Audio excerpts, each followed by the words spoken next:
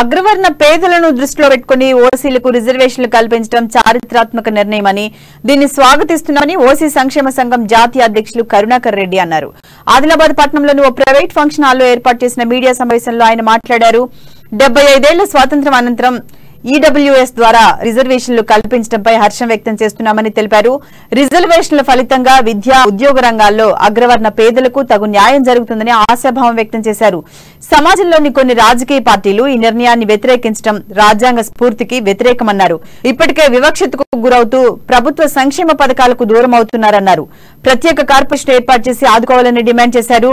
ఈ కార్యక్రమంలో ఓసీ సంక్షేమ సంఘం జిల్లా అధ్యక్ష ప్రధాన కార్యదర్శులు జనగం సంతోష్, కాత్యం శివప్రసాద్ రెడ్డి, సంక్షేమ సంఘం జిల్లా అధ్యక్షుడు నల్ల నారాయణ రెడ్డి తదితరులు పాల్గొన్నారు. రిజర్వేషన్లు కల్పించడం ఎవరైనా బయట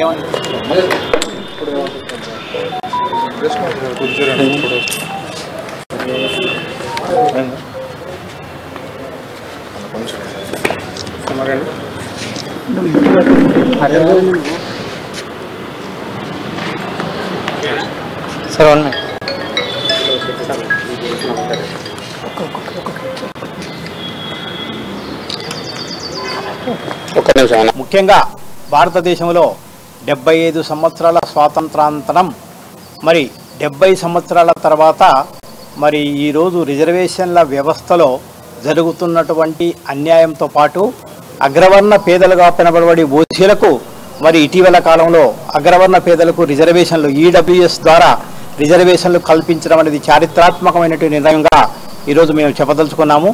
ముఖ్యంగా ఎందుకంటే దేశవ్యాప్తంగా సుమారు 6 కోట్ల మంది పైగా అగ్రవర్ణాలలో ఉండేటువంటి పేదలు ఉన్నారు. వారిని ఈబీసీ జాబితాలో చేర్పించి ఈడబ్ల్యూఎస్ ద్వారా 10% విద్యా ఉద్యోగ రిజర్వేషన్లు కల్పించాలని చెప్పేసి కేంద్ర ప్రభుత్వము 103వ రాజ్యాంగ సవరణ ద్వారా మరి దేశవ్యాప్తంగా ఉన్నటువంటి అగ్రవర్ణ పేదలకు విద్యా ఉద్యోగ